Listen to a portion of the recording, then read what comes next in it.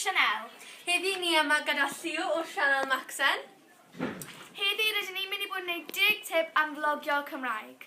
Ymlaen ar fideo. Tips o flogio fi ydy siaradwch am rhywbeth ydych chi'n rili angerddol amdano fo, rhywbeth ydych chi'n dall lot amdano fo.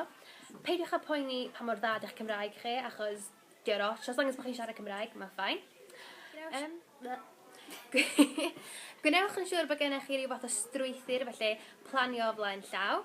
Peidiwch â poeni am skills golygu, achos doedd hynna'n naturiol anyway, wrth chi ddatblygu gwahanol sgiliau.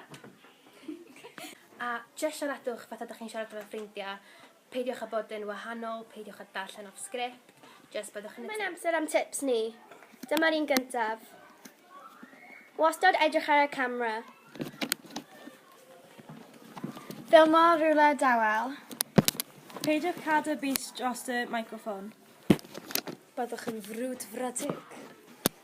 Mae hyder yn bwysig.